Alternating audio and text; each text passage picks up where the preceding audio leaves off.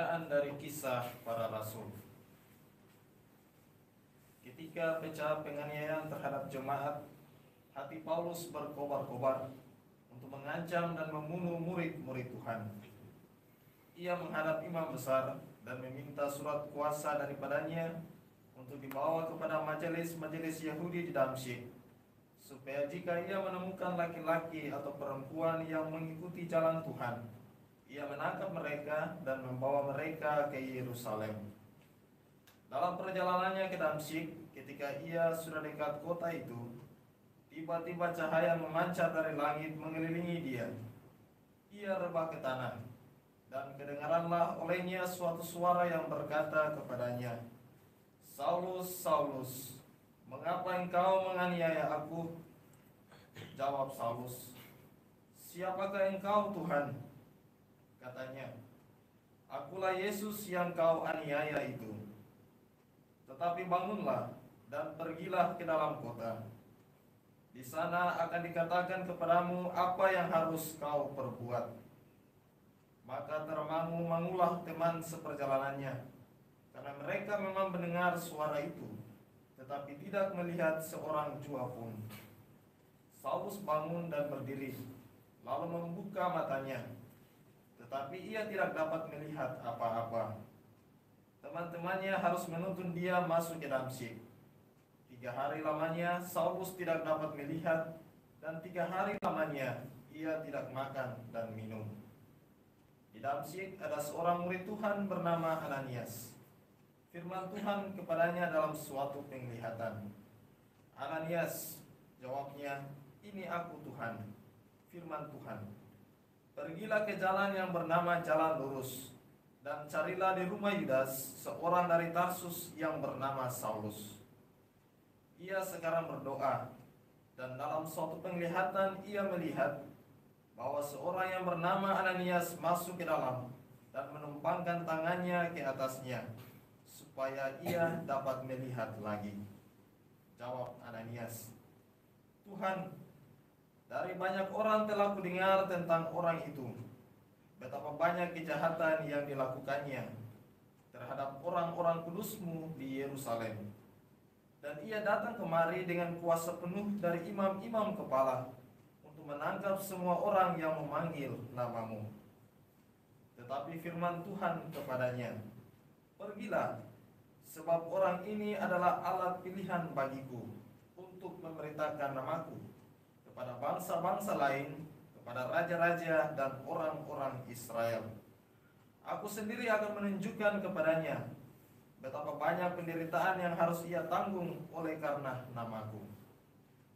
Lalu pergilah Ananias ke situ dan masuk ke rumah itu. Ia menumpangkan tangannya ke atas Saulus, katanya, "Saulus, saudaraku, Tuhan Yesus yang telah menampakkan diri kepadamu di jalan yang engkau lalui, telah menyuruh aku kepadamu, supaya engkau dapat melihat lagi dan penuh dengan Roh Kudus." Dan seketika itu juga, seolah-olah ada selaput gugur dari matanya, sehingga Saulus dapat melihat lagi. Saulus bangun lalu dibaptis, dan setelah ia makan, pulihlah kekuatannya. Saulus tinggal beberapa hari bersama-sama dengan murid-murid di Damsyik. Ketika itu juga, ia memberitakan Yesus di rumah-rumah ibadat dan mengatakan bahwa Yesus adalah Anak Allah. Demikianlah sabda Tuhan. Syukur kepada Allah. Mazmur tanggapan dengan referen, "Pergilah ke seluruh dunia dan beritakanlah Injil." Pergilah ke seluruh dunia dan beritakanlah Injil. Pujilah Tuhan, hai segala bangsa. Megahkanlah Dia, hai segala suku bangsa. Pergilah ke seluruh dunia dan beritakanlah Injil. Sebab kasih-Nya hebat atas kita, dan kesetiaan Tuhan untuk selama-lamanya. Pergilah ke seluruh dunia dan beritakanlah Injil. Baik pengantar Injil. Haleluya, haleluya, haleluya. Haleluya, haleluya, haleluya.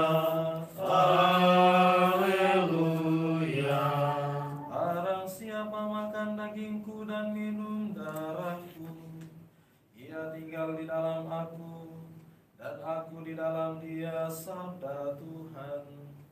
Haleluya, haleluya, haleluya. Tuhan sertamu Dan besertamu juga. Inilah Yesus Kristus menurut Santo Yohanes. Dimuliakanlah Tuhan. Di rumah ibadat di Kapernaum, orang-orang Yahudi bertengkar antara mereka sendiri dan berkata, bagaimana Yesus ini dapat memberikan dagingnya kepada kita untuk dimakan? Maka kata Yesus kepada mereka, aku berkata kepadamu, sesungguhnya jikalau kamu tidak makan daging anak manusia dan minum darahnya, kamu tidak mempunyai hidup dalam dirimu. Barang siapa makan dagingku dan minum darahku, ia mempunyai hidup yang kekal, dan aku akan membangkitkan dia pada akhir zaman. Sebab dagingku adalah benar-benar makanan, dan darahku adalah benar-benar minuman. Barang siapa makan dagingku dan minum darahku, ia tinggal dalam aku dan aku di dalam dia. Sama seperti Bapa yang hidup mengutus aku, dan aku hidup oleh Bapa, demikian juga barang siapa makan aku akan hidup oleh aku. Akulah roti yang telah turun dari surga, bukan roti seperti yang dimakan nenek moyangmu, dan mereka telah mati. Barang siapa makan roti ini, ia akan hidup selama-lamanya. Semuanya ini dikatakan Yesus di Kapernaum ketika ia mengajar di rumah ibadat. Demikianlah Injil Tuhan. Terpujilah Kristus.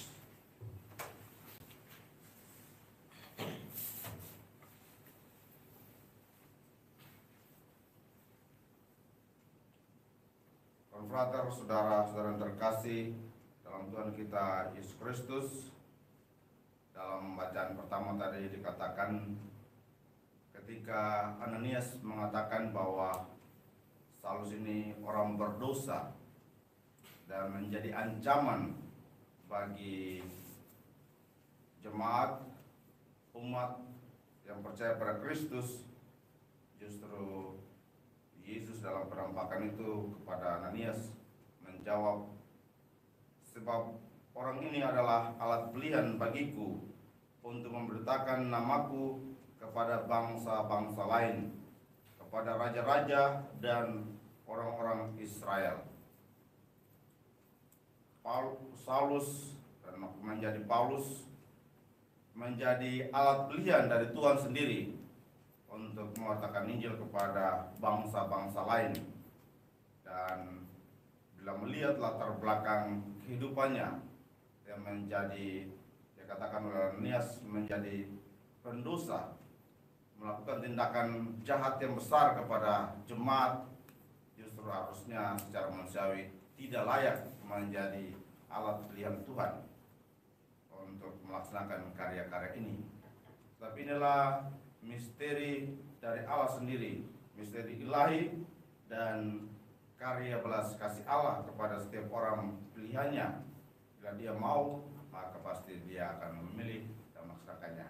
Dan kita tahu dalam perkembangan selanjutnya, Paulus sungguh-sungguh melaksanakan karya pewartaan yang sangat besar.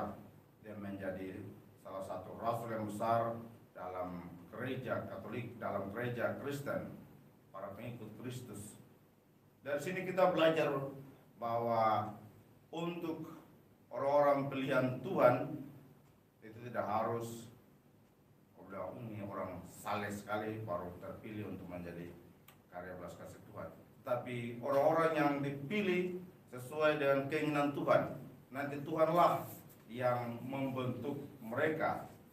Dan kita boleh lihat dalam karya-karya kita, kehidupan harian kita, untuk orang-orang pilihan kalangan para imam, tidak semuanya orang kudus. Para calon imam juga tidak semuanya orang kudus, atau uskup tidak semuanya orang kudus atau orang saleh berhidupnya. Tetapi itulah misteri dari Allah sendiri, yang memilih orang-orang dalam kelemahannya, setiap orang dalam kelemahannya untuk menjadi alat pilihannya dalam karya pewartaan. Di sini kita diingatkan bahwa dalam pelaksanaan hidup beriman kita tidak harus mengucilkan orang-orang pilihan yang mungkin dalam perjalanan hidupnya atau ada hal-hal yang tidak berkenan secara manusiawi di hadapan kita. Kalau memang menjadi pilihan apa yang menjadi tugas yang telah diberikan kepadanya, kita tetap percaya bahwa Allah bekerja juga dalam diri mereka.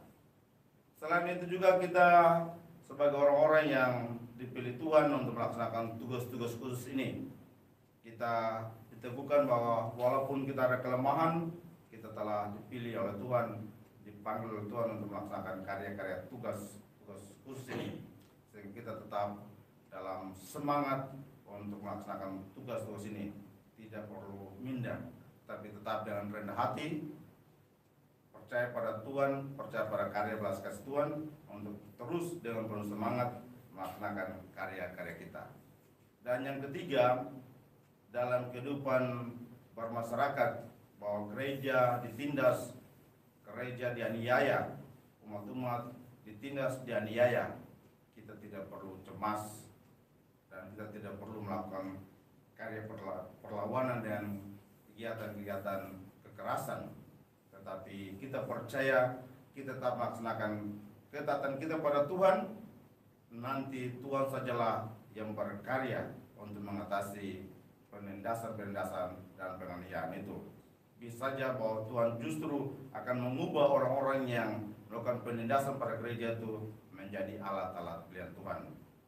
Mari kita berdoa supaya kita tetap semangat dalam melaksanakan karya-karya perutusan, dan juga kita tetap saling bekerja dengan siapa saja yang telah menjadi alat pilihan Tuhan untuk melaksanakan dan melanjutkan karya pewartaan Injil di dunia ini. Semoga demikian. Amin.